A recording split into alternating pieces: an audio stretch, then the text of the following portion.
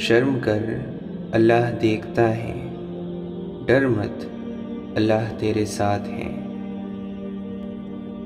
اللہ تعالیٰ قرآن مجید میں فرماتا ہے، خبردار، بے شک جو اللہ کے دوست ہیں نہ ان پر ڈر ہے نہ وہ غمگین ہوں گے۔ جو لوگ ایمان لائیں اور اللہ سے ڈرتے رہیں ان کے لیے دنیا اور آخرت میں خوشخبری ہے۔ اللہ تعالیٰ کا کلام تبدیل نہیں ہوتا اور یہی بڑی کامیابی ہے۔ اللہ سے ہمیشہ وہ طلب کیا کرو جو تمہارے حق میں بہتر ہو، نہ کہ وہ جو تم چاہتے ہو سکتا ہے تمہاری چاہت بہت کم ہو اور تمہارا حق بہت زیادہ ہو۔ انسان کے ساتھ مسئلہ یہ ہے کہ سکھ کی پوری ہانڈی کسی کو دیکھے بغیر اکیلا ہی کھا جاتا ہے، اور دکھ کا ایک پیالہ بھی سب میں بانٹتا نظر آتا ہے۔ جن لوگوں نے مشکلات کا بیان لوگوں کے سامنے کیا، دراصل انہوں نے اپنی مشکلات میں اضافہ کیا۔ امام جعفر صادق رضی اللہ عنہ فرماتے ہیں، مخلوق میں اللہ کا سب سے زیادہ دشمن وہ ہے جس کی بدزبانی سے لوگ ڈریں۔ عزت اللہ کی رضا میں ہے، لوگوں کی فرما برداری میں نہیں۔ ہر شخص اپنے جیسے ہی کی طرف مائل ہوتا ہے۔ ہر شخص کا غم اس کی ہمت کے مطابق ہوتا ہے۔ بخیل کے لیے سکون نہیں، حاسد کے لیے زندگی کا مزہ نہیں، بادشاہ کے پاس وفا نہیں اور جھوٹے کے لیے مروت نہیں۔ خدا کی قسم نیک لوگ کامیاب ہو گئے۔ جانتے ہو کہ وہ کون ہیں؟ وہی لوگ جو چیونٹی تک کو تکلیف نہیں دیتے۔ لوگوں کو راضی رکھنا ناممکن ہے اور لوگوں کی زبانوں کو خاموش رکھنا اس سے بھی زیادہ ناممکن ہے۔ لوگوں کی زبانوں سے تو انبیاء تک محفوظ نہ رہے۔ جو دوسروں کی دولت کو للچائی ہوئی نگاہ سے دیکھے گا وہ ہمیشہ فقیر رہے گا۔ تنہائی میں بھی خدا سے ایسے ہی شرم و حیا کرو جیسے تم لوگوں کے سامنے شرم و حیا کرتے ہو۔ دنیا سمندر کے پانی کی مانند ہے کہ اگر کوئی پیاسا اس میں سے پیے اس کی پیاس میں اضافہ ہوتا ہے، حتیٰ کہ وہ یعنی یہ دنیا اس کو موت کی گھاٹ اتار دیتی ہے۔ حضرت علی رضی اللہ عنہ فرماتے ہیں، جو شخص دنیا چاہتا ہے اسے موت ڈھونڈتی ہے تاکہ اسے دنیا سے نکال باہر کر دے۔ ہر گھر کے لیے ایک دروازہ ہے اور آخرت کے گھر کا دروازہ موت ہے۔ جو ظلم کے ذریعے عزت چاہتا ہے اللہ اسے انصاف کے ذریعے ذلیل کرتا ہے۔ 4 چیزیں جنت کی طرف بلاتی ہیں: مصیبت کو چھپانا، صدقے کو چھپا کر دینا، والدین کے ساتھ نیکی کرنا اور لا الہ الا اللہ زیادہ کہنا۔ انسان کو اس کی برائیوں سمیت ہی قبول کرنے والا اس کا سچا دوست ہوتا ہے، ورنہ اچھی باتیں تو دشمن کو بھی متاثر کرتی ہیں۔ یاد رکھنا، غصے کی حالت میں کوئی فیصلہ نہ کرنا اور خوشی کی حالت میں کوئی وعدہ نہ کرنا۔ ہر چیز کا ایک بیج ہوتا ہے اور دشمنی کا بیج مذاق کرنا ہے۔ حضرت علی رضی اللہ عنہ فرماتے ہیں، جو لوگ گناہ کرنے کے بعد توبہ میں ٹال مٹول کرتے ہیں ایسے لوگوں کو موت اچانک آتی ہے، اس لیے توبہ کرنے میں کبھی دیر مت کیا کرو۔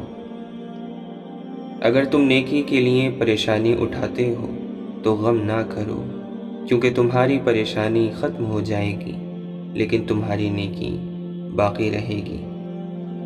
خدا کسی بندے کو چھوٹی یا بڑی نعمت عطا کرے اور وہ بندہ ہر نعمت کے ملنے پر اللہ کا شکر کرے تو جو کچھ اسے عطا کیا گیا ہے اللہ اس سے بھی زیادہ اور عطا کرتا ہے۔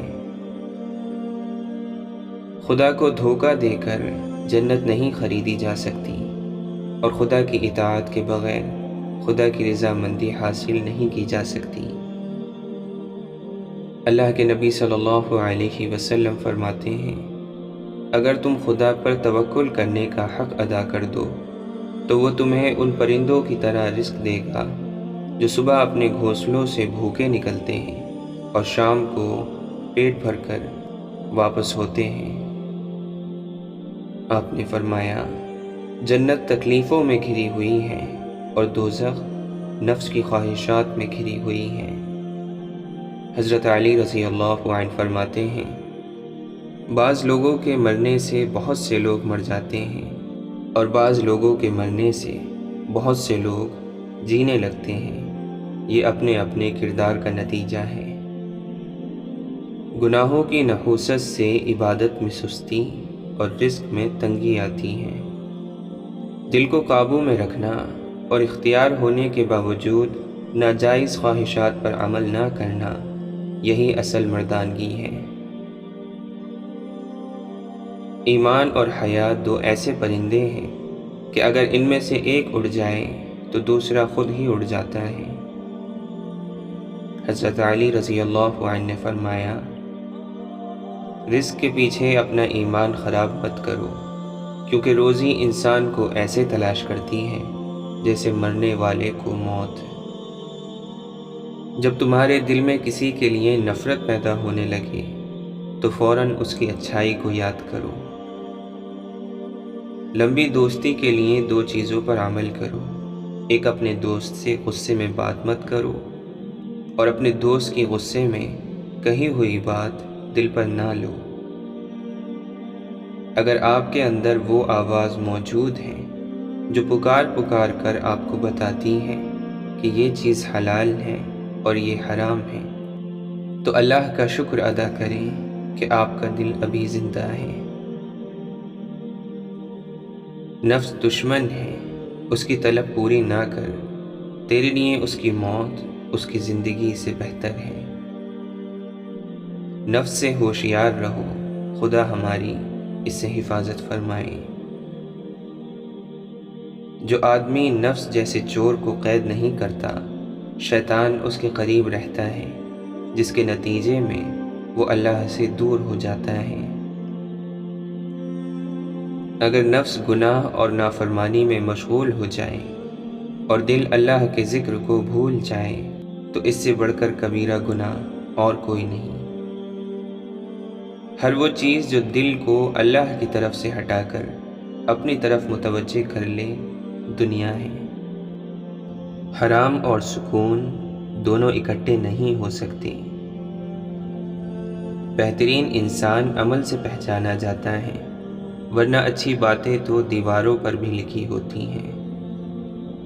حضرت امام حسین رضی اللہ عنہ فرماتے ہیں، ظلم کے خلاف جتنی دیر سے اٹھو گے اتنی ہی زیادہ قربانی دینی پڑے گی۔ روح میں حیا نہ ہو تو رنگ برنگے حجاب بھی کام نہیں دیتے۔ بے شک زندگی کی ساری بلندیاں رب کے آگے جھکنے سے ملتی ہیں۔ جو جتنا اچھا جھوٹ بولتا ہے دنیا اس کی ہوتی ہے، لیکن اس کی آخرت نہیں ہوتی۔ تعلق حق والوں سے ہو اور بندہ باطل سے ڈر جائے ممکن نہیں۔ اگر آپ کا دل پاک ہے تو یہ دنیا کی کسی برائی سے متاثر نہیں ہو سکتا۔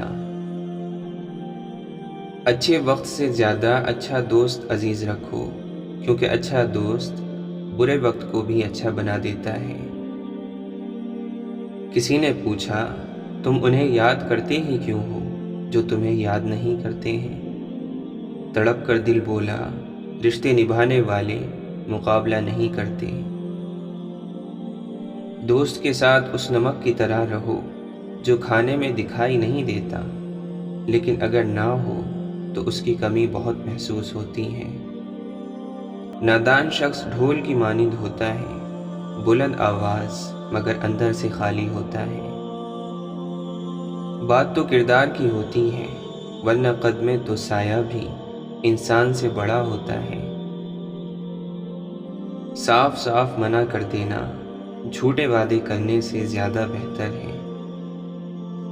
حضرت امام حسین رضی اللہ عنہ فرماتے ہیں، حق کے راستے میں سب سے بڑی سختی یہ آتی ہے کہ انسان تنہا رہ جاتا ہے۔ آپ نے فرمایا، اگر تم حق پر ہو تو کچھ بھی ثابت کرنے کی ضرورت نہیں، وقت خود گواہی دے گا تمہارے حق پر ہونے کی۔